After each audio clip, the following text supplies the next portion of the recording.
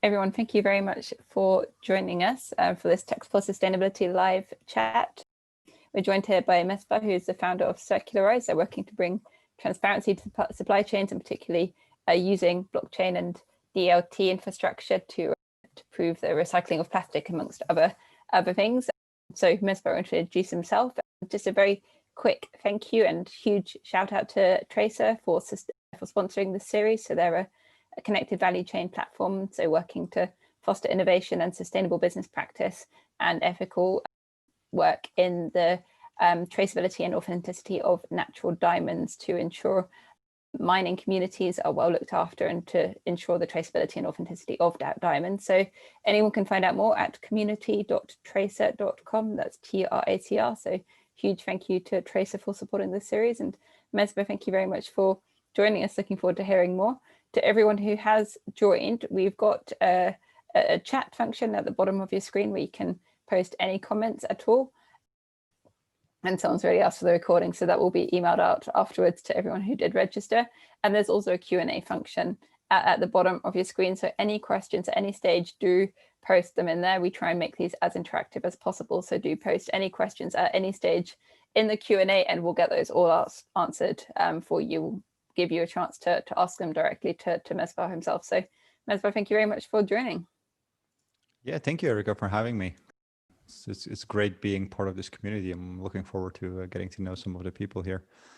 So if everybody can see my screen and everything is set up correctly, I'm just going to start to introduce myself and yeah, head off. Okay. All right. So my name is Mesbah. I am one of the founders of Circularise, and Circularise is really the baby of my graduation project. So 4 years ago, I was graduating at the Delft University of Technology here in the Netherlands. That's where I did my bachelor's about 10 years ago now. And very quickly, as an industrial product designer, saw that circular economy is one of the most important things, and really captured my heart there. And I was trying to put circular economy in any kind of design project I was doing. And eventually, when I was graduating, I really looked at some of the problems that arise when you design a product and eventually it's at the end of life, you throw it away. What happens with that product, right? And I was looking at mostly at the electronic products, like fridges and displays and smartphones. And one of the things that I saw when I was doing this research at the university is if you throw away your laptop today, it goes to a recycling facility. And these guys have, especially in Europe and everywhere in the world, really, they have all kinds of requirements that they need to understand when it comes to the material and its composition, in order to make an informed decision. So it's just about additives, about the flame retardants, for example, or other things like hazardous materials, etc. But the problem that I saw is that none of them really understood anything about their products. Like, all they knew was it might have something. This is like an old smartphone. This is a fairly old display, but if it's looking like this, it might be a little bit newer, so we don't expect these materials. So it was a lot of guesswork, and above all, they were using screwdrivers and hammers and like opening up products one by one to literally verify if something was in there or not. So this problem was quite obvious, that there's a huge lack of information at the end of life. And we decided to test that. So we decided to see what happens if we do provide that information in a simulation. Obviously, it's not an easy thing to solve. And we did a simulation with one of these recycling companies, an Italian one in the Milan area, where we took about 50 end-of-life flat screen monitors, and we simulated a situation where a number of these products would have a label on them that could be scanned, and that label could give a lot of different attributes to these guys in terms of the material composition, etc. And what we found is that after about 4 hours in, these guys who were usually doing the sorting and recycling were about 3 times more efficient, as well as the fact that they could make sorting decisions that were previously impossible, and a lot of guesswork. and it could improve their material value a lot. And what we decided to do then about 4 years ago is to figure out a way to bring transparency into their supply chains. And one of the things that we saw is that there is a lot of issues around trust as well as around privacy and confidentiality of data. So that's what we decided to build. It's a tool that can really enable companies to become transparent without really risking your competitive advantage or any other sensitive data and your identity, and to really enable this in a long term. Obviously, helping becoming more transparent to aid recycling companies is one thing, but why should a company start doing that today? So we developed this tool and then we're really validating it over the course of a few years, where eventually we figured that as an OEM, a lot of them are making these statements, these hard commitments to get away from virgin plastic, or whether that's using renewable or recycled content in their product for X%. And we decided to focus on this specific product stream first, which is plastics, and bring transparency to OEMs, and to prove that whatever they're claiming that they want to do, or whatever their targets are, that they're actually reaching them. Obviously, the big problem here is that being an OEM, you have very bad visibility beyond your tier one suppliers. So you oftentimes, and I've spoken with basically the largest OEMs out there, like household names, that have difficulty understanding whether a material that they're sourcing according to spec is actually being used, because they don't know. The only way to know that right now is to either have a few people go into the field and start auditing them, like manually, or to ask for some sort of certification or a proof using email. And obviously there is a lot of inefficiencies as well as fraud and errors happening here and there. So a lot of these brands are looking for ways to get that supply chains more transparent in order to also prove that they're reaching their sustainability targets. But the thing was that many OEMs, they have hundreds, sometimes thousands of suppliers, tier one, and then, go to tier two, it goes exponentially. So how can we bring that from an OEM's perspective? So what we decided to do is really turn the image around and say, okay, what is the problem that a resin supplier has? What is the problem that if you're a resin supplier, do they also have an issue? And the thing is that a lot of these resin suppliers, like upstream manufacturers, have a portfolio of sustainable materials, or at least they're heavily investing in that portfolio. But the exact same problem is also there. They have their tier 2, tier 4 customers who they don't know where the material will go to. So even between them and the final OEM, there's bad feasibility, and they need that feasibility in order to prove that their materials are actually sustainable, and therefore really get the value of that material, because else their competitors and everybody else is also just simply saying, claiming that to have similar materials. And the issue with sustainable polymer versus a non-sustainable one is that you can't see it afterwards. You have to have the proof at the source. You can't just have a look at it and say this material is more sustainable than something else. So very briefly, I mean, you guys are all familiar with blockchain. So what we do is we really create a digital token for every batch of material and mass balance that. For every kilogram, there is a unique token that is, the amount is equal to the total batch amount. And we add all kinds of data points to that to prove that that digital version is manufactured in a sustainable fashion, right? And initially, it's on a mass balance level only. So if you are familiar with chain of custody models, there's many different ways to bring transparency. And one of the core things that we bring is by default a mass balance approach that could be topped off and added with additional technologies like tracers and chemical DNAs to really make that chain of custody into a identity preservation one, where the link between the digital and the physical is really, really strong. But out of the box, it's a mass balance approach. And the nice thing is that these digital twins can be created very easily on our platform, where you can show what kind of a facility you have, what kind of certificates you have, you upload them. in the dashboard or through our APIs. And by combining things like transaction documents, shipping manifests, etc., we can make the case that that batch that you're about to create is actually sustainable and it was actually present there.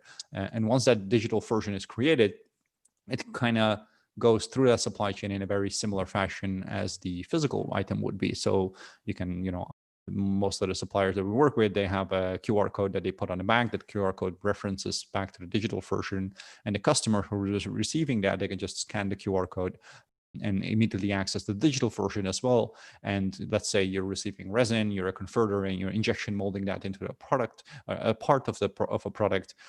You can scan the QR code and injection mold the digital version as well, right? And the way that happens is that you basically define input, the process, as well as output.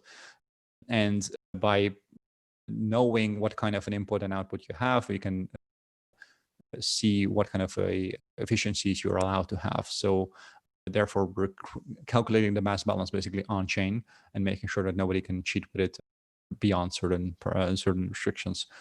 And eventually, that can go from material to part to the final product. And as an OEM, you can, for every purchase order, basically figure out how that material came to be in every single step. You know that the mass balance is correct, and you know that whatever material was created and made transparent in the system was done according to a minimum level of transparency and data in terms of validation and the third parties that were behind that. So this is really what we enable for an OEM out of the box, to have that level of transparency without understanding exactly who each and every of these parties are in terms of their identity and what kind of transaction details they have. So they will not understand those things, and they will also not see the exact material declarations of each and every of these parties. And I'll come to that in a second, how we do make that transparent. But this is the general approach. And then depending on the OEM and brand, you could think of ways of getting that data, extracting that, and then showing that to a consumer, right? So we recently pushed a project with Porsche, where Porsche and together with us developed this consumer-facing application that showed that for certain parts of this specific car, the materials were chosen in a sustainable fashion, and they were manufactured using renewable sources instead of virgin oil, for example. And then we calculated using third-party validated LCA data what kind of an impact that has compared to traditional methods of manufacturing. So we could show that in a second as well. So there's a bunch of companies that we work with today, mostly. So if you go back to that supply chain, that circular chain here, mostly it's starting at polymer manufacturing and ending at the OEM level. Obviously, we could start and end anywhere. And we're stepping for the first time also in actual waste collection, etc. as well, where the traceability is beyond the manufacturing of the polymers, but also we know where the waste was collected, if it's post-consumer recycled, let's say. Yeah, so that's just a little bit of an overview of the companies that we work with. Strong focus on polymers right now, but we do also work a little bit with other materials like textiles and as well as metals, but the majority of the focus is today on chemicals and plastics, I would say. Yeah, these are also some testimonials from some companies that are working with them to really prove, to show what kind of a value it brings, right? So many of these companies, they struggle selling their sustainable material, which they have heavily invested in, for a right price, because there is no proof, or there is no differentiating factor between their material, after you've gone through a few tiers of suppliers, between their material and the material of a competitor. And by adding that digital identity and a complete proof history, they could get that differentiating factor and effectively increase their material value. Yeah, so a little bit on the transparency models. As I said before, we're really out of the box operating from a mass balance approach, and connect that data with third-party validated information from auditors. We do work in certain cases together with some tracer providers. So we're talking about chemical tracers or artificial DNA, if you will, that you can inject into the material, and that has a very unique pattern that you can scan or recognize, which is connected then to the digital version. So that would allow you to go from a mass balance approach to a more identity preservation system. So if I zoom in on this part here on the right, you see that a mass balance approach, and I'm sure some of you are familiar with this, is really understanding what's getting into a facility and what could get out, but you don't know what's happening in that facility, right? So for all you know, they buy 4 types of material, 2 of them are sustainable, but you don't really know if they are, selling for, if they actually use that for in the same materials as they claim to be, because you don't have feasibility within a facility 24/7. So this is the mass balance approach, which is different from certificate trading, where somebody is doing something here, let's say green energy, right? So we're planting a tree here, but that doesn't really make your flight more green. So that is not what we're doing. We're not allowing anybody to make a claim on something they've not purchased, and the majority of that is prevented by connecting them to actual purchase orders from shipping manifests, etc., from both sides. And in case of an artificial DNA, if you would add that, you can actually go to an identity preservation system where if you buy material X and you claim that you have used material X in your products, somebody can use a scanner or another identifier of some sort. Usually it's like a spectrometer, or sometimes you have to send it to a lab and they can detect if that material is the same or not. But it's really use case dependent. So that's a little bit on that part. In terms of privacy, the way we operate is that we do everything on a public blockchain, on a public permissionless blockchain. Actually, it's the Ethereum one. But the problem there is, if we're talking about, bill of materials, etc., nobody's really going to put that on there, right? Because even if you use like computationally hiding encryption, somebody could like get that hash and start trying to decrypt that. In the long run, they will succeed as long as they have enough computational power. But if you combine that with zero knowledge proofs, you get to this interesting area where the trust in the ledger is extremely high. So you know that the mass balance and the data is extremely, extremely valid. But at the same time, you can protect and cater to very sensitive data, which we're mostly talking about in the case of chemicals, where the the additives and the composition is highly scientific art, so to say. So they're not really sharing that, and to be able to combine that is very, very interesting. We have seen, and that's also exactly where we hold a patent on doing exactly that on a public blockchain. And the way it works very conceptually is that instead of actually sharing any kind of data or an encryption for data, we're not doing any of that. We're making a commitment based on that data on a public blockchain. So the commitment itself is living on a blockchain. And by allowing somebody else to ask a statement on top of that commitment, we can computationally see if your answer to that question is correct based on that commitment, and basically prove that the product does not contain this or the product does not contain that. And it's not only yes or no type of questions, but we can also have range questions where it's the material composition does not contain more than X parts per million of material Z, let's say. So you can do these types of questions as well without really ever seeing that data where it's based on.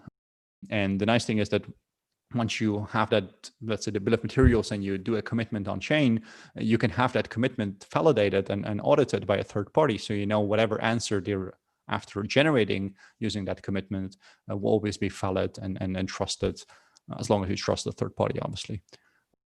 Yeah, so that's a little bit on what I wanted to discuss.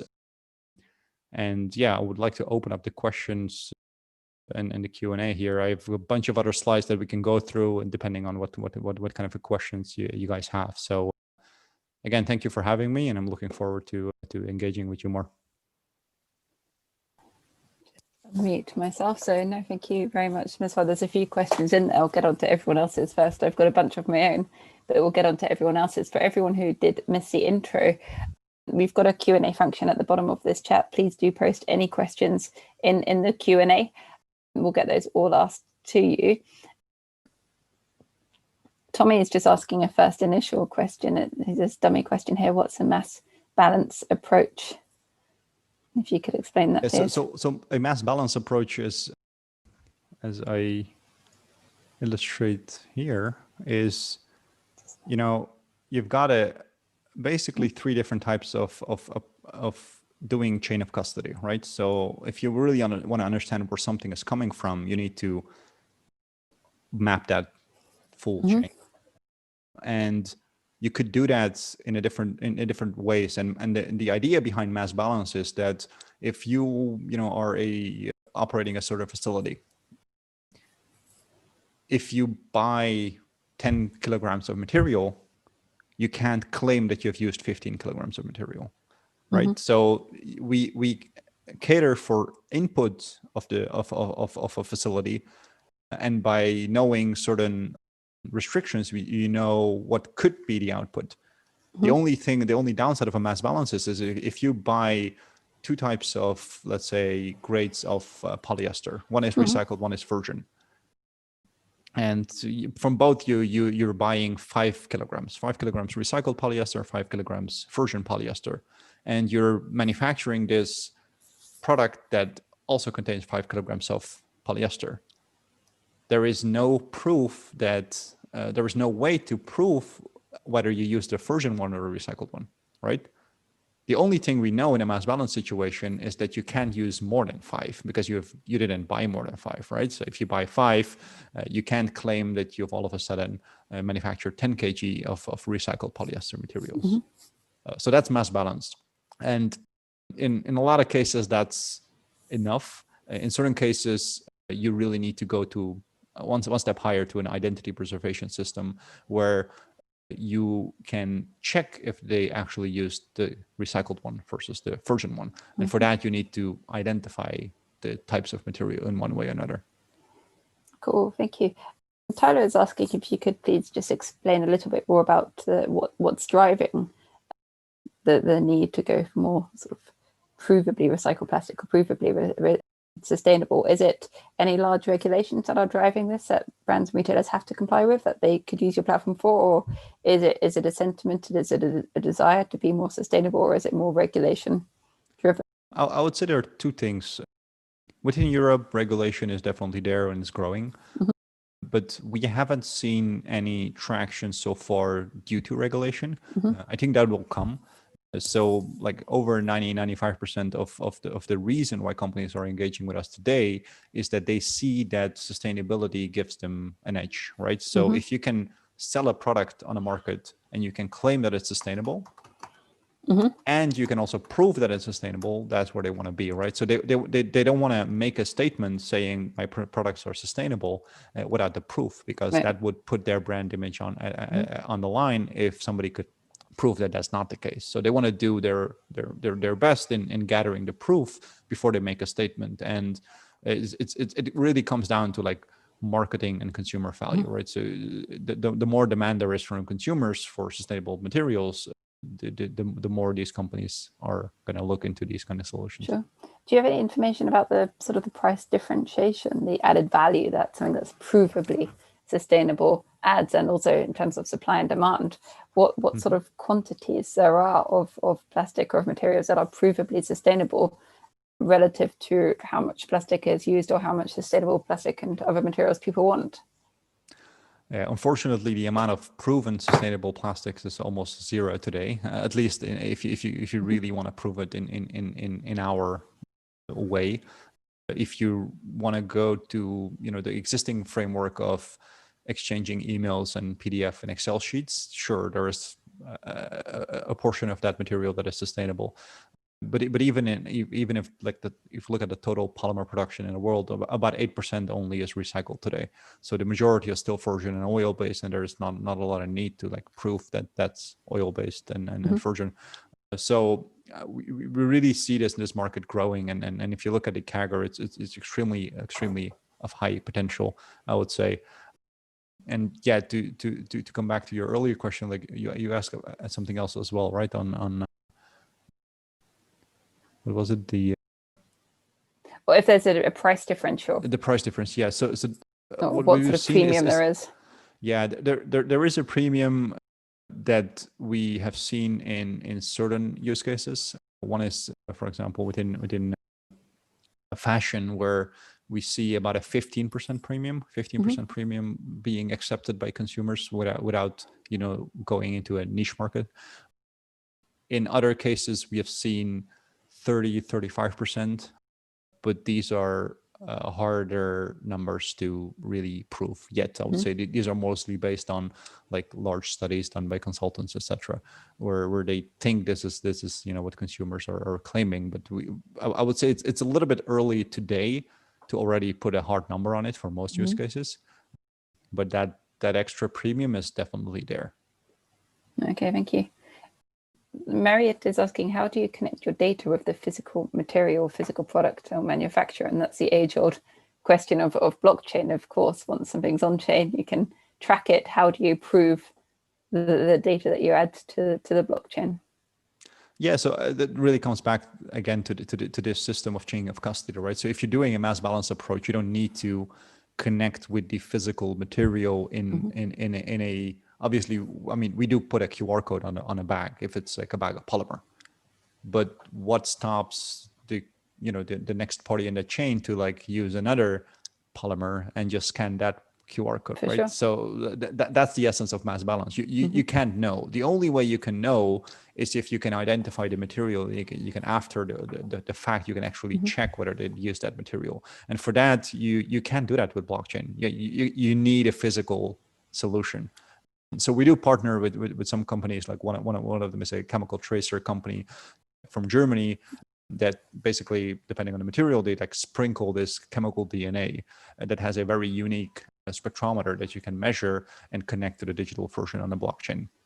So yeah, it's out of the box. We're not doing that. So the only thing we know is that you can't receive these digital materials unless you have proof that you've bought it. And you could like attach purchase orders to that from both sides, like a purchase order as well as an invoice, and make sure that is happening. And then you can like connect that to like financial audit reports to really make sure that transaction actually happened. But you will never be 100% sure unless you chemically inject the material or in another way identified physical asset in an indestructible way, so to say. Cool, that makes sense. Similar to that note, Tom is asking about how accurately can synthetic DNA distinguish between multiple sources of the same type of material, such as virgin versus recycled polyester within the same product, and can that highlight the ratio between the two, for example? The chemical tracer that we have experience with is, the nice thing is you can scan it with a handheld scanner, but you wouldn't be able to scan the exact quantity. If you send it to a lab, you can. So then you could say, okay, we're going to put 25% or 0.25% of tracer in this material in terms of mass. And you can see if that is still the case afterwards by sending it to a lab. Or maybe it's been watered down and now it's like 15%, right? So again, without going too much into the tracer details, because we're not really doing that, we're helping or connecting with these innovations whenever it's possible. But the majority of the industries that we work with right now, I would say it's more than enough to have a mass balance approach only, just because there is such a huge gap in transparency at this moment. No, thanks. And you've got a few questions around that note about how far you can use blockchain for the transparency. Do you have a sort of cradle to cradle available as a product certification on your platform? Someone is asking, and got a Peter asking again about if blockchain can be used from collection right up to integration in new products. How far can you go to prove that? You're on mute. Sorry, I don't really see any like limitations of how far we can go.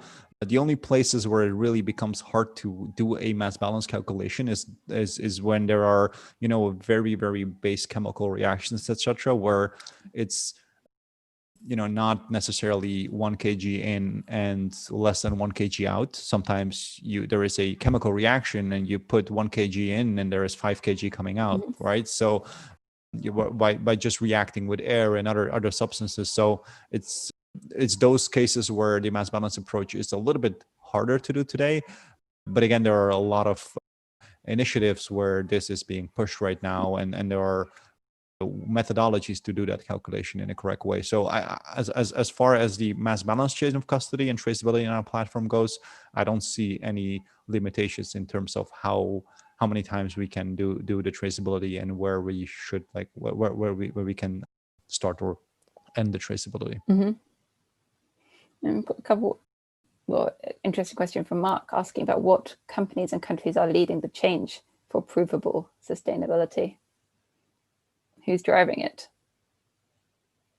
Yeah, so it's mostly the pioneers, obviously, of this industry, where you have material manufacturers who are heavily investing in a portfolio that is consisting of sustainable materials, and then the brands on the other side who are actually sourcing these materials, and they unlock this potential of extra premium to be added. So we see the majority of the traction in the fashion industry. There's a lot going on in food, but we really don't want to touch that because it's a little bit different to do those things there. So we see others jumping on that market, as well as automotive, where there's also a lot happening in our case. For buying recycled plastic, for example. For buying recycled plastic and then proving that a car has less of a carbon emission during its production due to this fact. Right. Interesting question from somebody for the other side of where areas you're looking at. How accessible is blockchain technology to recyclers in less industrialized countries?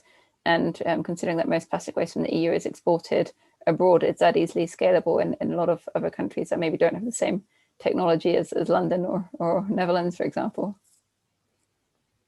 Yeah, that's a funny question, because we just did a hackathon over the weekend, and that's exactly the problem that we were trying to solve. Like, how do you bring this kind of transparency to areas where there is not a lot of tech infrastructure, etc. And this is what we did as well, where we figured there is a number of ways that you can help get these customers on board at less developed areas where there's plastic collection, etc., and coastal areas. And it's a combination, I would say. It's not that directly using our APIs and blockchain, etc., from that point onwards would be the solution. It's just tapping on at the right moment, for example, like collection points or recycling companies who are buying it to get that traceability going. And it's obviously not really possible today to have those scavengers on the field to start using this as well. So you gotta skip some parts of the chain just due to a lack of infrastructure. A couple of interesting questions from Adriana. So first of all, is your company or any other able to offer certification to a company that is offering a sort of truly circular economy product? I mean, in theory we could, but we try to stay away from that. We really see ourselves as like an information highway, where we enable companies to communicate data from point A to point B in a very, very trustworthy environment. But we don't do any certifications ourselves. We really rely on existing certification and auditing and other kind of infrastructure. And she's also saying that some experts have believed or say that the availability of recycled material has just encouraged more production of consumption, and therefore it's sort of increased production of CO2. Is there anything to that, do you think? I've certainly heard of factories in China. I think we had a live chat with Plastic Bank, and they said that there's factories in China that create new virgin plastic and then recycle it, in inverted commas, and then sell that on because it's cheaper, and that's created a whole new business of creating new fake recycled plastic. I would say that's exactly the problem that we're trying to solve, right? So the problem that we're trying to solve is that somebody could literally take virgin plastic, put it into a shredder, and all of a sudden it's recycled plastic, and could sell that into the market as if it's recycled plastic. Because again, you can't see it, right? So by having the right certifications and transparency all the way to that raw material where that comes from, we can try to start preventing that as much as possible. and yeah, I wouldn't be able to say whether, you know, this whole movement towards recycled plastic has made a change in terms of usage, etc. I'm not aware of any of these exact numbers. The only thing that I am aware of is that it really doesn't make sense to invest in a, you know, sustainable supply chain as an OEM or a brand if you can't prove it. There's no point usually in buying a sustainable material that might be more expensive if you don't have the proof, and then it doesn't, and it makes even less sense to use that then in your communication externally, because there's such a high risk attached to it. So I think proving that and getting that chain of custody in a very trustworthy environment is one of the key things that will unlock this transition towards recycled materials, because else we see a lot of brands just being hesitant on moving towards recycled materials if they don't have the proof. For sure. And then also they can't get the premium. Really. Yeah, exactly. If you can't talk about it, why? Then you can ask it. Yeah, for sure. Bruno is asking, what future do you see for blockchain within the scope of the European law for circularity and sustainability? Ooh, that's a tough question. You're not a European lawyer, but I'm not. I mean, we are a little bit involved in that, you know, political scene. Not too much though. We try to stay away as a startup, stay away from that, as the timeframes are really not aligning with our frequency, so to say. But what we do see is that about 4 years ago, when we started this whole journey, there was a lot of push towards centralized transparency, I would say, within Europe, as well as a lot of lobbying against that fact. And now we have seen this whole blockchain agenda evolving, where, I mean, this is a one-to-one solution basically to that issue of we want transparency, but who's going to be the administrator of that, right? How can we get that to the industry without risking everybody's privacy and confidential data, and putting it in the hands of one select company? So yeah, doing it that way and seeing the blockchain agenda emerge is really interesting. But yeah, as I said, we're not trying to be too much involved in that political agenda there. Sure, for sure.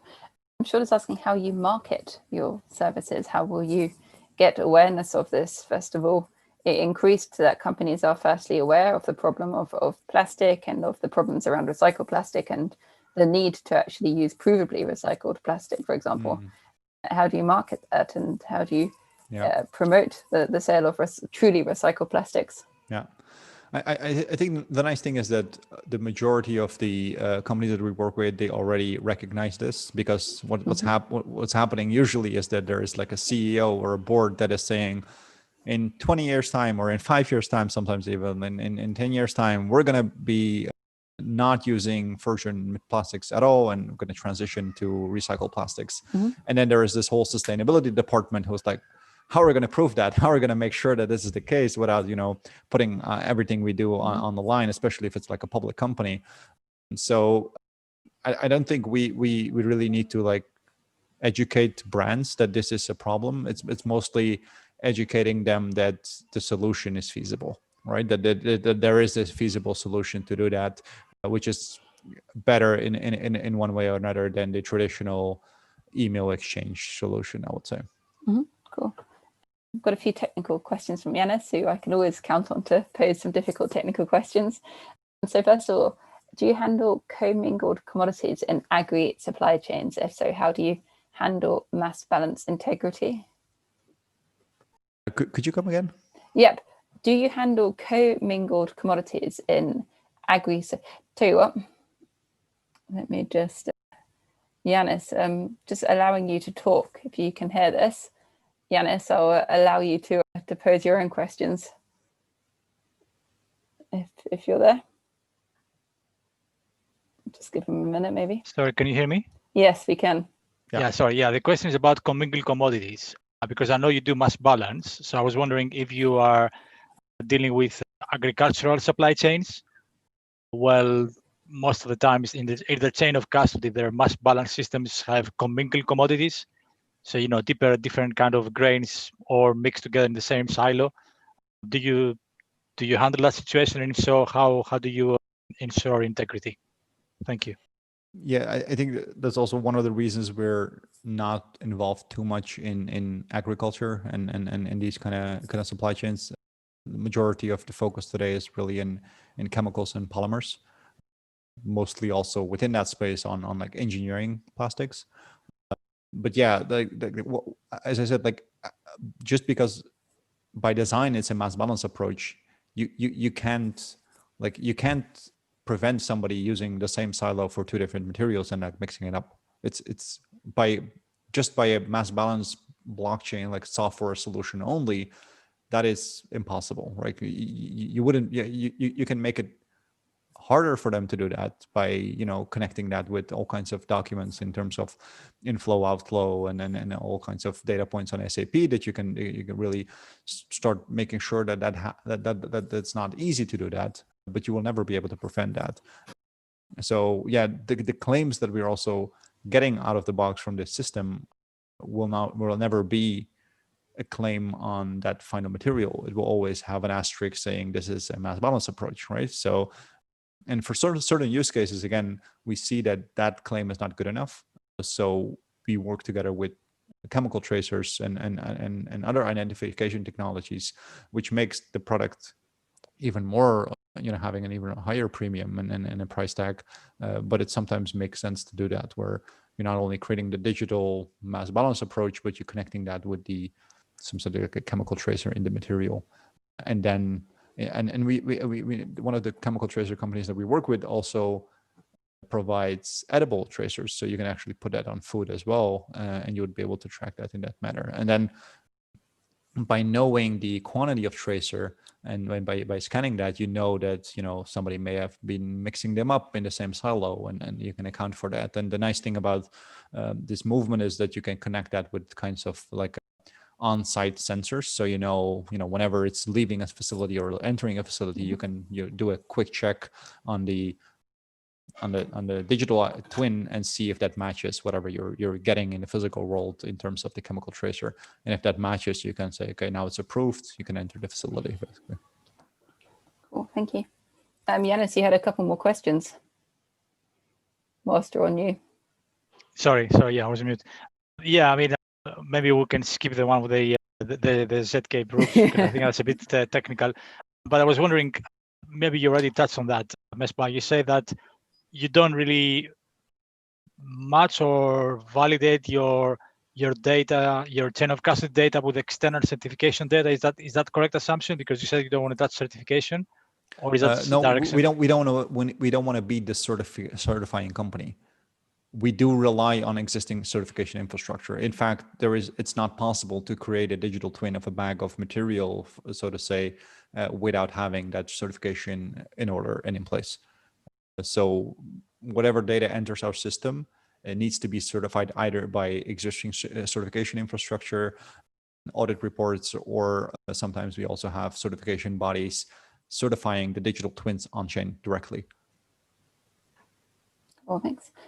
Tyler is asking, similar to certification, but standardization, what needs are there to have a standardized set of codes to refer to the commodities that you want to track, sort of a common language for brands and retailers? And in general, is there any standardization across things like recycled plastic? Are there such grades and standards to conform to make it easier for brands and retailers to know what they want to buy?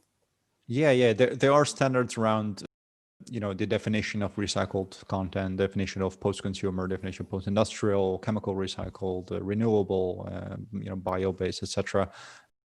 We do see them develop because some of them are very outdated or not really up to what we need today. That is one set of standards that we are not really pushing. We again make use of existing infrastructure in what is recycled content and how do you measure the impact, etc.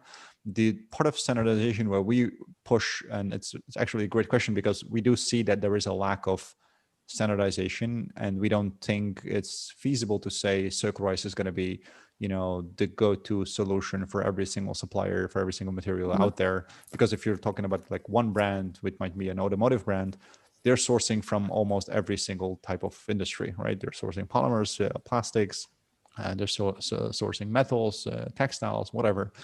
So in order to get to that standard, we are pushing an open protocol agenda, very much similar to other open internet standards, where you have an open protocol that we're right now developing together with the consortium of partners that we have from the industry.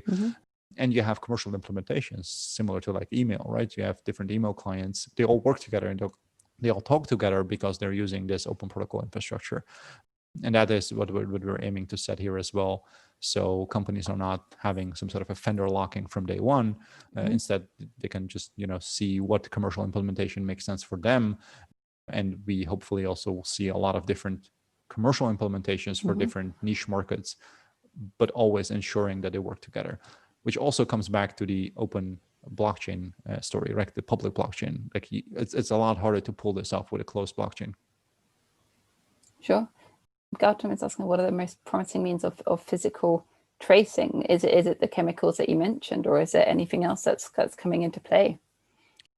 It's mostly chemicals upstream, I would say, but when it comes to downstream, you see a lot of innovation in terms of, let's say, patterns that you can put in a mold before injection molding. And then there is some sort of a very, very hard to see with a naked eye pattern on a product that you can see and scan with, let's say, a smartphone, because the camera can just slightly detect that. Then you can put an algorithm on it, and then there will be like an invisible barcode on a product.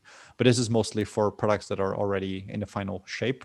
Anything upstream where the shape is constantly changing from a chemical liquid to like a polymer, a pellet, and then a compound, those are usually either done with tracers like that, or you have to work with a system of like seals, but those are not perfect. Like it's a little bit easier to cheat with those, I would say.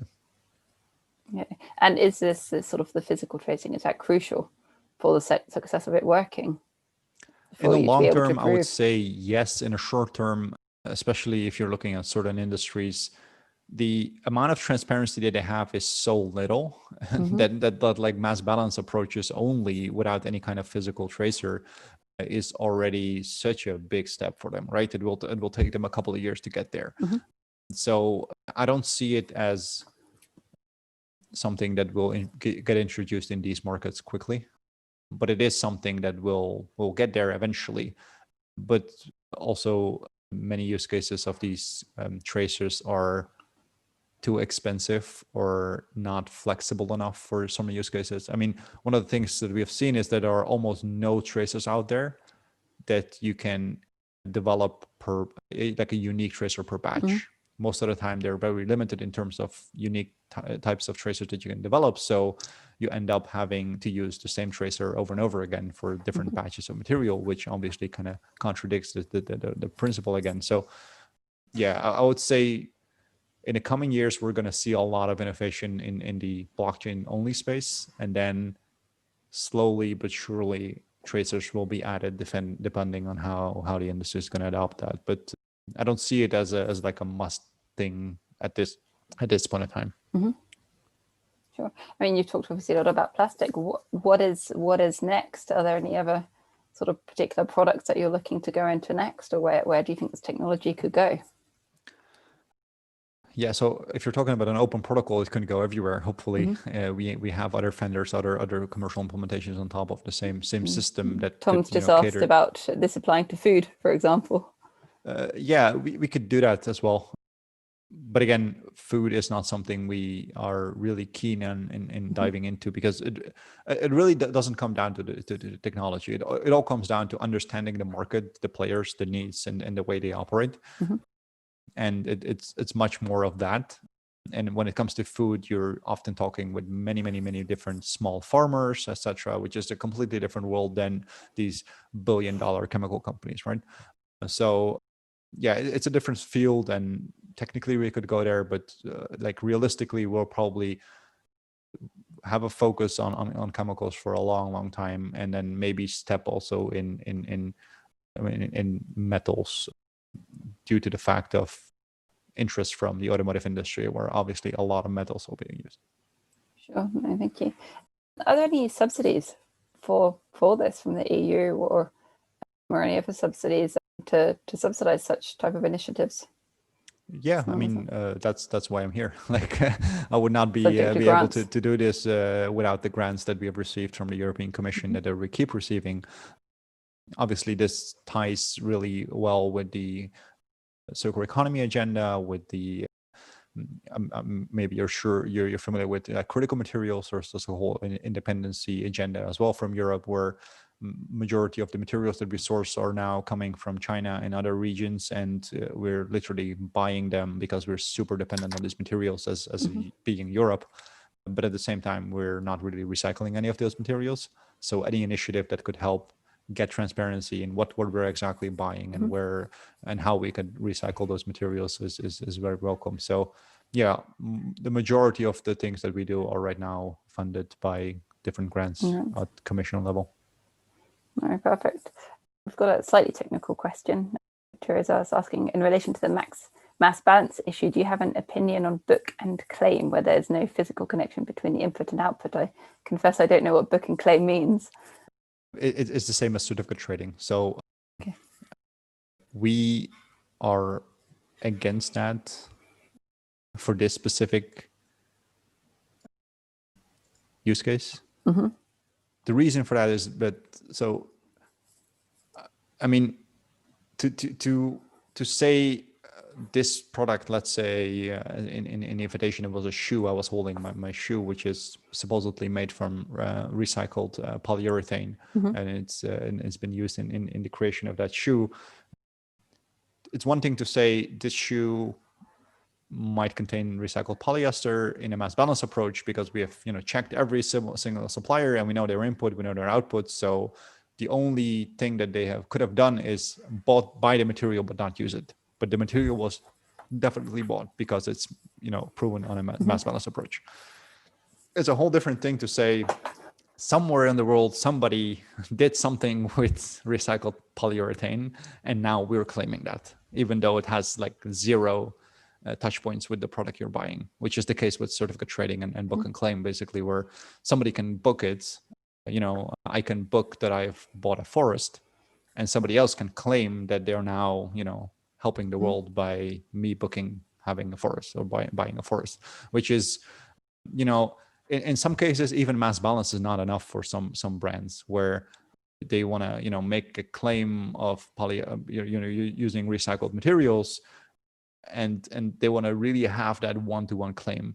In other cases, that is something they accept, but we have seen almost no cases where book and claim is accepted by brands, where they say, well, in terms of carbon emissions, that is usually accepted, but in terms of really showing that this material consists of recycled content, that's not really accepted so far that we have seen. No, cool, thanks. Who pays for the blockchain as a service, other than the grants that you mentioned that have been funding it thus far? You mean who pays for, like, what is our business model? How we earn money? That's I think what the question was. So the business model of us, I'm not sure if you can see a slide here, but the way we work is that, let's say you have this example, this example chain where there is a product here, and then that product consists of a 3D printed part, an injection molded part, and that part consists of a compound and eventually a polymer. You see that there are 4 places where the traceability started, namely a polymer, a resin, and 2 types of raw material. And all other points were just, passing the torch, basically, all the way to the final product. And we charge a fee for a kilogram of material that is made traceable. So at the very start upstream part, where the polymer is now made traceable, made transparent with our technology. And because the value of that polymer now increases because of that added transparency and added data, we also share in that increase of value. So we charge a small fee per kilogram of material that is being made traceable, and once it's traceable, all other parties can get access to that for free, obviously with certain limits, but yeah. Cool, no, thank you. And where that we're coming up in time, what's next for you guys? I mean, I know you're on a big hiring spree at the moment, looking for devs and cryptographers. What's next? What's the next year looking like for you? And just one question from me, actually. How much has coronavirus affected the demand for sustainable recycled plastic? Has that increased? Has that been hampered? What effects has that had? I would say it's twofold. Like on Corona's side, we got the opportunity to speak with a lot of companies over Zoom, where previously they would never accept like a Zoom call. That would almost be insulting to them. Sure. Like, you want to do a large deal, why aren't you flying over? But so that's a good thing. Obviously, we don't have to like fly all over the world anymore. Levels of playing field that you can afford. Yeah, to we can meetings. access to a high level people over a Zoom call, which was previously really not a thing, especially in like the chemical industry, where it's like very conservative, right?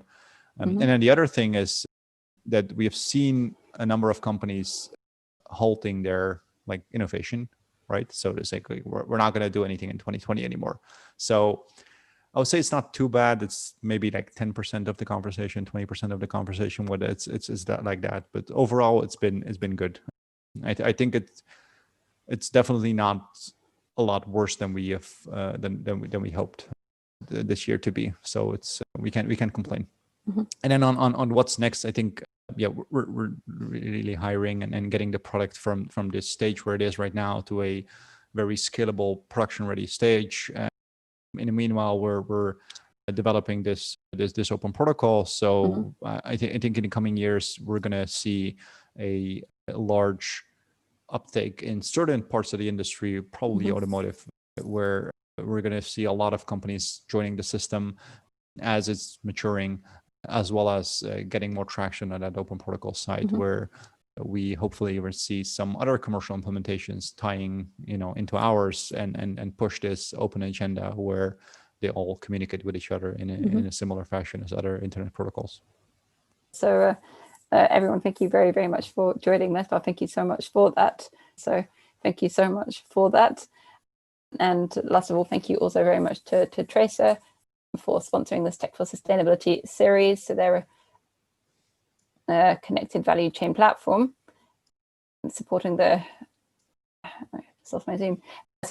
diamond industry, fostering innovation and ensuring sustainable business practice and consumer trust in the diamond industry, to provide provenance, traceability and authenticity of natural diamonds, and helping the local economies wear their mind. So anyone can find out more at community.tracer.com. That's TRACR.